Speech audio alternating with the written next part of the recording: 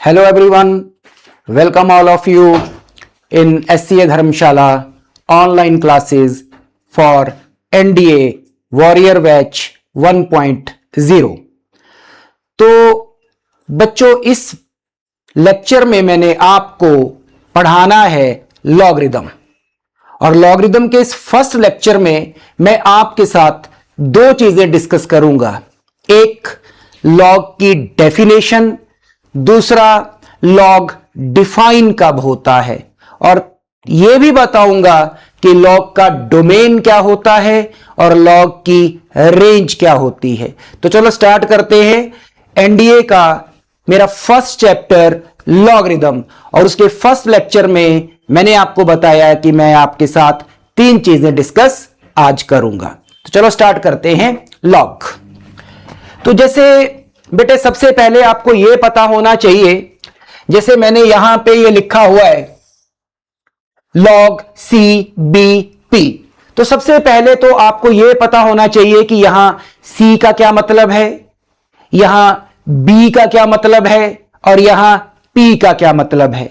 तो बेटे ये जो हमने सी लिखा है, इस सी को हम बोलते हैं आर्गुमेंट।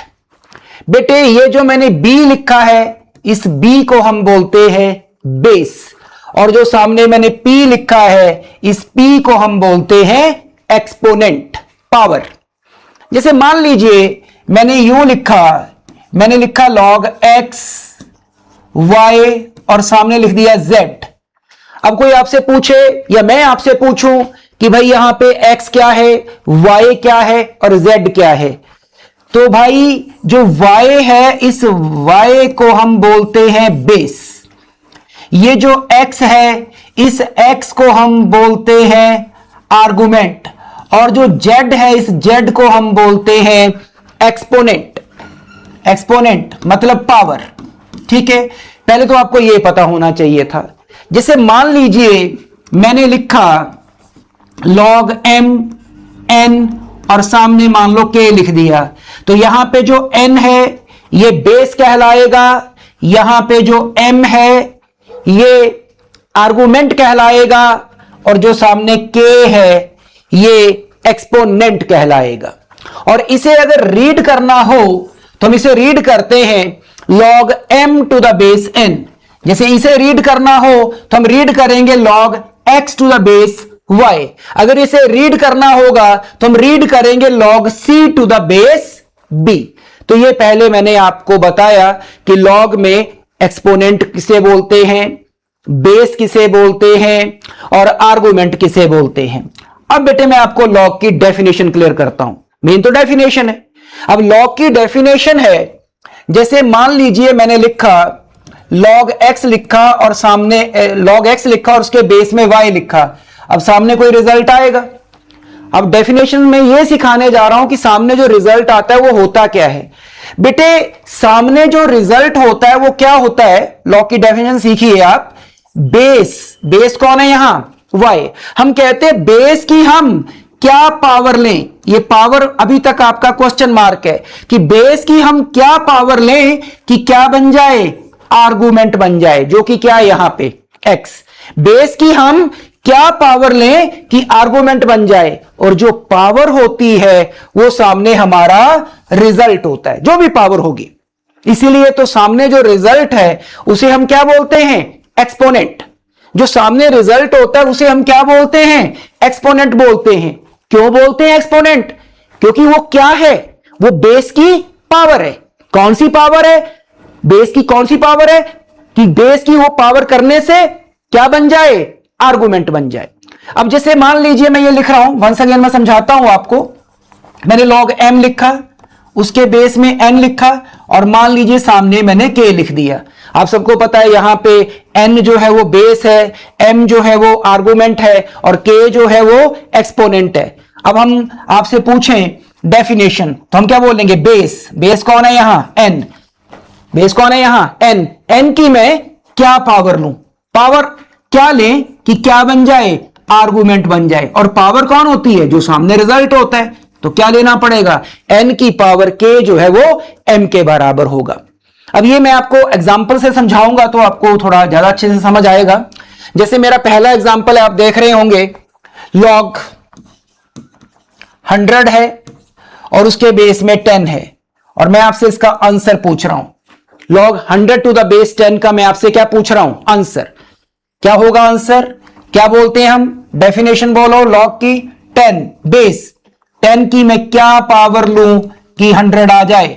10 की मैं क्या पावर लूं कि 100 आ जाए? और जो पावर लूंगा मैं 10 की, वो आपका आंसर होगा। 10 की मैं क्या पावर लूं कि 100 आ जाए? आप बोलेंगे सर 2 ले लीजिए, तो फिर इसका आंसर कितना आ गया?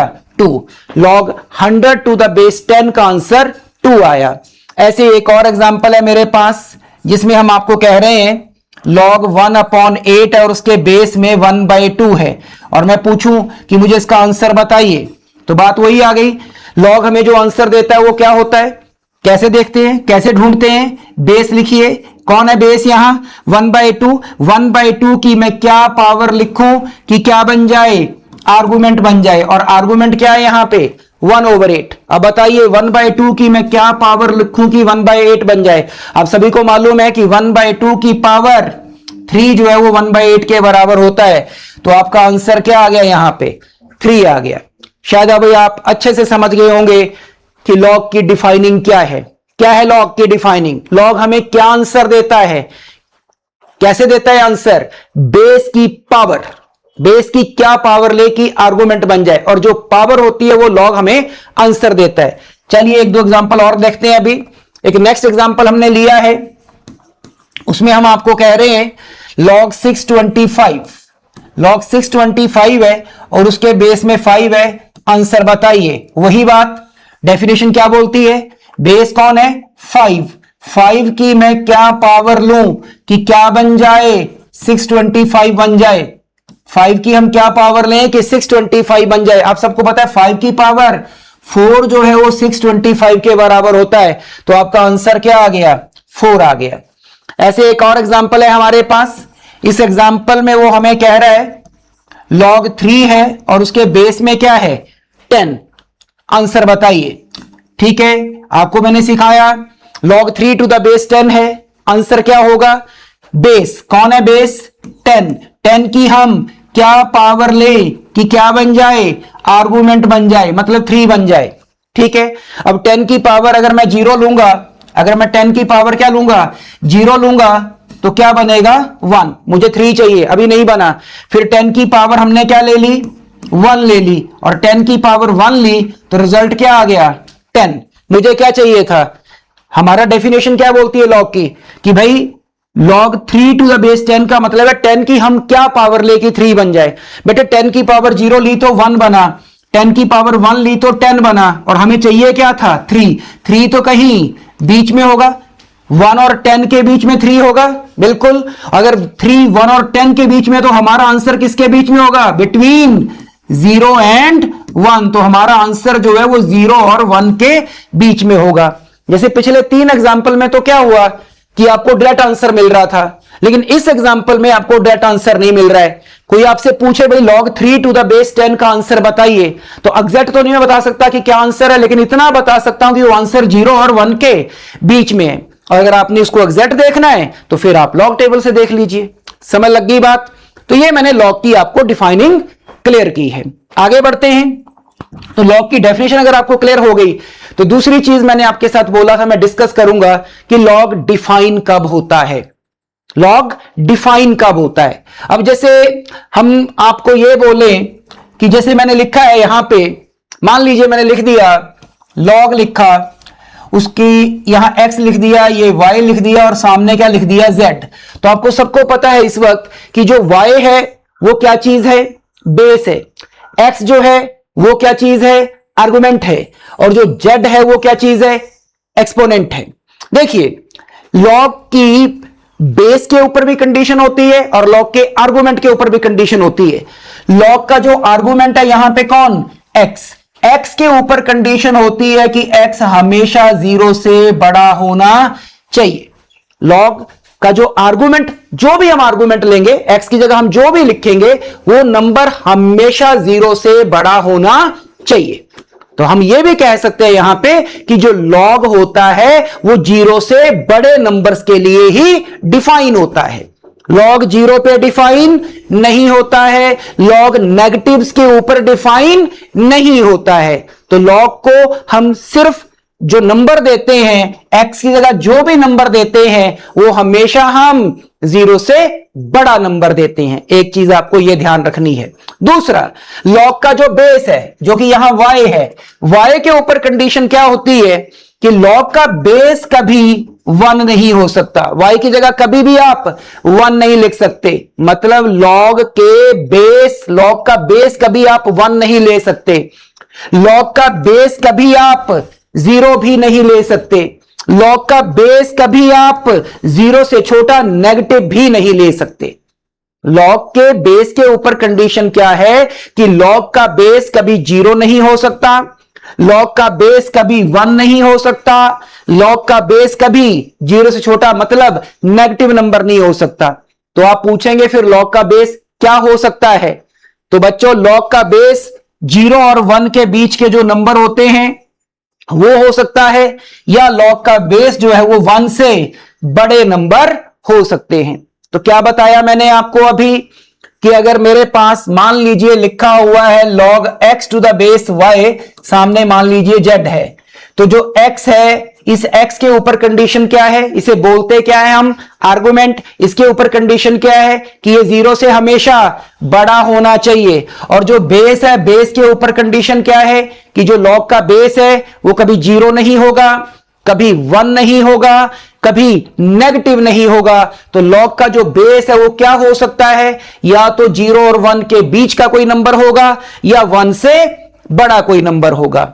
अंडरस्टैंड? तो ये मैंने लॉग के बेस के ऊपर कंडीशन बता दी, लॉग के आर्गुमेंट के ऊपर कंडीशन बता दी। हां, आप बोलेंगे सर जेड के बारे में आपने बात नहीं की। देखिए, जेड के बारे में बात करेंगे हम सेकंड लेक्चर में, जब मैं लॉग के ग्राफ की बात करूंगा कि लॉग का बेस अगर y है, आर्गुमेंट अगर हमारा x है, तो सामने जो आ रहा है जिसे कि हम क्या बोलते हैं? एक्सपोनेंट। तो एक्सपोनेंट क्या होता है? मैं थोड़ा सा आपको बता देता हूं कि लॉग का जो एक्सपोनेंट है वो ऑल रियल होता है, ऑल रियल होता है। इसे मैं अगले लेक्चर में ग्राफ की हेल्प से आपको और भी अच्छे से समझाऊंगा। चलिए आगे बढ़ते हैं। तो जैसे अभी मैंने आपको क्या बताया कि लॉग का जो बेस है वो कभी 0 नहीं होगा, कभी 1 नहीं होगा, कभी नेगेटिव नहीं होगा। अब मैं क्या करूंगा? मैं एग्जांपल लूंगा। एक केस में मैं लॉग का बेस 1 लेके चल पड़ूंगा, हालांकि 1 नहीं होता है पर मैं 1 लेके चलूंगा। एक एग्जांपल में मैं लॉग का बेस 0 लेके चलूंगा, हालांकि 0 नहीं होता है पर मैं 0 लेके चलूंगा। और एक एग्जांपल में मैं लॉग का बेस नेगेटिव लेके चलूंगा, नहीं होता है नेगेटिव पर मैं लेके चलूंगा। और फिर मैं आपको यह दिखाऊंगा कि अगर लॉग का बेस मैं 0 लेता हूं या 1 लेता हूं और अगर नेगेटिव लेता हूं तो क्या होता है। हालांकि हमने कहा यह नहीं होगा, अब लेके देखते हैं क्या होता है। चलिए पहला एग्जांपल। अब जैसे मैंने यहां पे एग्जांपल लिया है बेटे log 5 और उसके बेस में लिखा 1, ठीक है। पहले तो मुझे बताइए कि जो 5 है वो log का इस वक्त क्या है? आर्गुमेंट है। और आपको मैंने कहा था कि log का आर्गुमेंट हमेशा 0 से बड़ा होना चाहिए और 5 0 से बड़ा है, तो आर्गुमेंट तो ओके है। और log का बेस मैंने क्या लिखा है? 1। हालांकि मैंने कहा था कि log का बेस कभी 1 नहीं हो सकता, लेकिन मैंने log का बेस 1 लिखा है। अब देखते हैं क्या होता है। चलिए डेफिनेशन देखते हैं, डेफिनेशन फुलफिल होती है कि नहीं होती है। हां जी, हमें अब आपके सामने आंसर देना है। सामने बताइए आंसर क्या होगा? क्या पूछूंगा मैं आपको? क्या है लॉग की डेफिनेशन? बेस। कौन है बेस? यहां 1। बेस की हम क्या पावर लें? पावर अभी क्वेश्चन मार्क है आपका कि 1 की हम क्या पावर लें? 1 मतलब बेस। बेस की हम क्या पावर लें कि क्या बन जाए? 5 मतलब आर्गुमेंट बन जाए। अब आप मुझे बताइए 1 की कोई पावर 5 बना सकती है? 1 की आप कोई भी पावर ले लीजिए, 1 की कोई भी पावर ले लो, 0 ले लो, 1 की पावर आप 1 ले लीजिए, 1 की पावर आप 2 ले लीजिए, आपको आंसर सिर्फ और सिर्फ क्या मिलेगा? 1 ही मिलेगा। 5 आंसर कभी भी नहीं आएगा। तो बताइए रिजल्ट क्या आया? यहां पे रिजल्ट ही नहीं आया। तो हम कह सकते हैं कि अगर लॉग का बेस हमने 1 लिया तो लॉग डिफाइन ही नहीं है। क्यों नहीं है लॉग डिफाइन? क्योंकि लॉग ने हमें कोई आंसर दिया ही नहीं।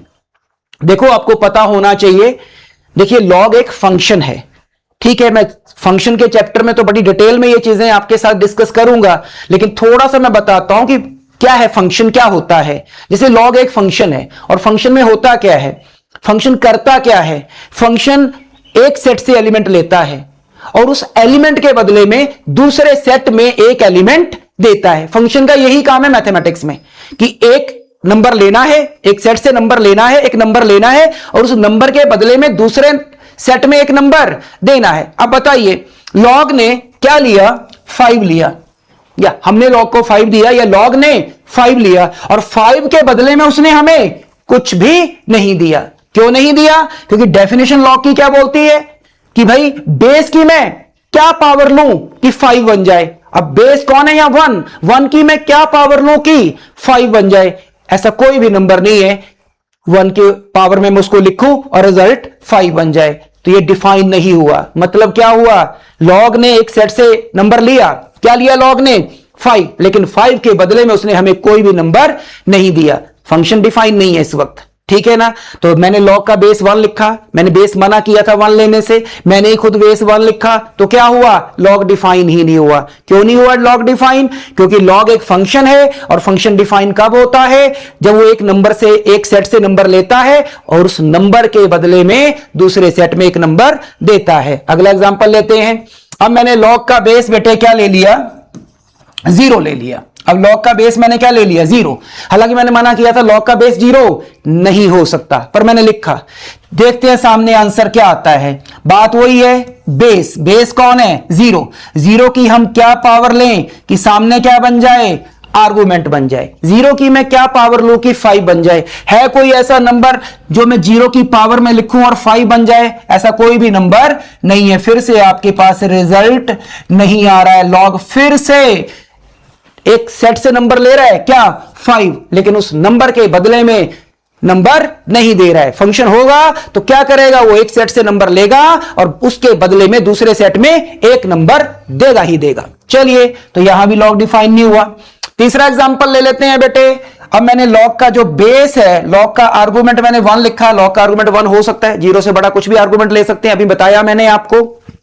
और बेस मैंने लिख दिया -1, और मैंने कहा था लॉग का बेस नेगेटिव नहीं हो सकता, और मैंने -1 लिख दिया है, -1 लिख दिया है। अब देखते हैं सामने आंसर क्या आता है।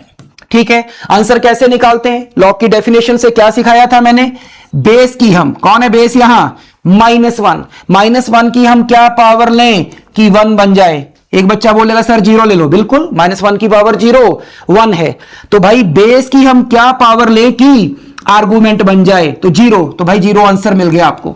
आप बोलेंगे सर ये तो लॉग डिफाइन हो गया, ठीक है। चलिए, एक बच्चे ने बोला -1 की पावर 0 लो 1 मिल जाएगा। दूसरे बच्चे ने बोला सर -1 बेस मतलब -1 की पावर 2 लो तो भी तो क्या बनेगा, 1 बनेगा कि नहीं। तो उसकी नजर में आंसर क्या हो गया, 2 हो गया। एक बच्चे ने बोला सर -1 की पावर 4 लें तो भी क्या बनेगा, 1 बनेगा। मतलब बेस कौन है, -1 की पावर 4 भी तो 1 बना रही है। मतलब बेस की हम क्या पावर लें कि आर्गुमेंट बन जाए, -1 की हम क्या पावर लें कि 1 बन जाए, 4 भी क्या है आंसर। ऐसे चलते रहिए, इस तरह से चलते रहिए। 6 पे भी ये रिजल्ट आएगा, 8 पे भी आएगा, 10 पे भी आएगा, सारे के सारे इवन नेचुरल नंबर पे ये रिजल्ट आपका आ जाएगा। नेचुरल नंबर साथ में 0 होल नंबर की बात कर सकते हैं यहां पे हम, मतलब सारे के सारे होल नंबर पे आपको आंसर मिल जाएगा। बताइए अब क्या हुआ। अब तो आप बोलेंगे सर आंसर आ रहा है। अब आंसर नहीं आ रहा है, एक आंसर नहीं आ रहा है, बहुत से आंसर आ रहे हैं। वही मैं आपको बता रहा था कि लॉग फंक्शन है और फंक्शन है, लॉग को हमने क्या दिया, 1 दिया, और लॉग को हमने 1 दिया, या यू कैन से कि लॉग ने 1 लिया, उसके बदले में उसने आपको 0 भी दिया, 2 भी दिया, 4 6 8 10 एंडलेस नंबर दे रहा है वो। तो ये फंक्शन नहीं हुआ, क्योंकि फंक्शन कब होता है, जब एक नंबर लेता है तो उसके बदले में एक ही नंबर लौटा के देता है। यहां लॉग ने एक नंबर लिया क्या, 1, लेकिन 1 के बदले में वो इनफाइनाइटली नंबर दे रहा है, इसलिए ये डिफाइन नहीं है, मल्टी वैल्यूड बोल देते हैं इसको हम। तो बताइए, अभी मैंने 3 एग्जांपल आपको दिए, उन 3 एग्जांपल में मैंने एक बार लॉग का बेस नेगेटिव लिखा, एक बार 0 लिखा, एक बार 1 लिखा, और आपने देखा लॉग डिफाइन नहीं हो पाया। आगे चलते हैं जी। एक क्वेश्चन करता हूं मैं आपके लिए, अभी मैंने जो आपको पढ़ाया है तो उसके बारे में बताता हूं मैं। एक क्वेश्चन में आपको ये चीज समझाने की कोशिश करता हूं, लॉग की डेफिनेशन। ठीक है, अब जैसे यहां पे आप क्वेश्चन देख रहे होंगे, मैंने लिखा है कि जो x है वो हमने दिया है log pi to the base 2, y जो है वो log 2 to the base pi है, और z जो है वो log 10 टू द बेस 2 है। और आपसे ऑप्शन दिए हैं, पहली ऑप्शन में बोलता है x y z सारे इक्वल हैं, दूसरी में कहता है x y से छोटा है, y z से छोटा है, ऐसे ही तीसरी ऑप्शन है, ऐसे ही फोर्थ है। तो चलो स्टार्ट करते हैं इस क्वेश्चन को। इस क्वेश्चन में सबसे पहले बेटे मैं आपके लिए सॉल्व करता हूं x। उसने आपको x क्या दिया है, x उसने आपको दिया है log pi to the base 2। ठीक है, अच्छा आप सबको पता है कि जो पाई होता है, ठीक है, log का बेस 2 है, और पाई 22/7, अगर इसको हम 22/7 को सॉल्व करें तो 3 पॉइंट समथिंग आपका आंसर होता है। अब ये मैंने ऐसे लिख दिया 3 पॉइंट समथिंग। ओके भाई, पहले तो ये बताइए कि log का जो मैंने यहां आर्गुमेंट लिया है और log का जो बेस लिया है वो वही बेस और आर्गुमेंट लिया है जिसके लिए log डिफाइन होता है। यस, क्यों? log का बेस यहां मैंने क्या लिया है 2, और log का बेस 2 हो सकता है, 1 से बड़ा कोई भी नंबर log का बेस हो सकता है, तो log का बेस 2, इट्स ओके। और आर्गुमेंट क्या लिया है मैंने 3 पॉइंट समथिंग। हाँ, हमने आपको बताया था कि log का जो आर्गुमेंट होता है वो क्या होता है, मोर देन 0, 0 से बड़ा, तो 3 पॉइंट समथिंग 0 से बड़ा है। चलिए डेफिनेशन से आंसर देखते हैं। अब x की जो वैल्यू आएगी वो क्या होगा, क्या होगी x की वैल्यू, कैसे सिखाता हूं मैं। बेस कौन है, बेस 2 की मैं क्या पावर लूं कि 3 पॉइंट समथिंग बन जाए, मतलब 2 मतलब बेस की मैं क्या पावर लूं कि 3 पॉइंट समथिंग बन जाए, मतलब आर्गुमेंट बन जाए। अब 2 की मैं क्या पावर लूं कि 3 पॉइंट समथिंग बन जाए। आपने 2 की पावर 0 ली, रिजल्ट क्या आया 1। फिर आपने 2 की पावर 1 ली होगी तो रिजल्ट क्या आएगा 2। अभी आपका 3 पॉइंट समथिंग नहीं आया, अभी 2 तक पहुंचे हो। फिर आप पावर बढ़ा दीजिए, 2 की पावर आपने 2 ली तो रिजल्ट क्या आ गया 4, और आपको चाहिए क्या था 3 पॉइंट समथिंग। और you know 3 point something lies between 3 and 4, 3 और 4 के बीच में 3 पॉइंट समथिंग होगा कि नहीं। और आपका जो आंसर होगा वो क्या होता है, आंसर क्या होता है कि बेस की हम क्या पावर लें कि आर्गुमेंट बन जाए। तो बेस की हम क्या पावर लें, बेस की पावर 1 ली तो 2 आया, बेस की पावर 2 ली तो 4 आया, और आपका आंसर 2 और 4 के बीच में है। 3 पॉइंट समथिंग चाहिए था आपको, 2 और 4 के बीच में है, तो आपका जो आंसर है वो बिटवीन, क्योंकि आंसर होता है पावर, बेस की पावर आपका आंसर होता है। तो आंसर किसके बीच में आ गया बताइए, बिटवीन 1 एंड 2। एग्जैक्ट तो नहीं बताया लेकिन इतना बता दिया कि भाई x की वैल्यू जो है वो 1 और 2 के बीच में होगी। अब हम y निकालते हैं आपके लिए। y उसने हमें दिया है log 2 दिया है और उसके बेस में पाई है। इसको मैं ऐसे लिख सकता हूं, log 2 दिया है और उसके बेस में पाई, पाई अभी मैंने बताया क्या होता है 3 पॉइंट समथिंग, मैं समथिंग ही लिखूंगा यहां 3 पॉइंट समथिंग।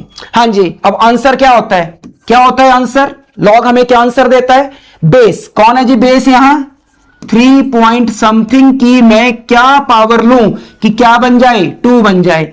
अगर 3 पॉइंट समथिंग की पावर 0 लूंगा तो क्या बनेगा 1, और 3 पॉइंट समथिंग की पावर अगर मैं 1 लूंगा तो क्या बनेगा 3 पॉइंट समथिंग। और आपको क्या चाहिए था 2 चाहिए था। ठीक है, 3 पॉइंट समथिंग की मैं क्या पावर लूं कि 2 बन जाए, और वो पावर हमारा आंसर होगा। 3 पॉइंट समथिंग की पावर 0 ली तो 1 बना, और 3 पॉइंट समथिंग की पावर 1 ली तो 3 पॉइंट समथिंग बना।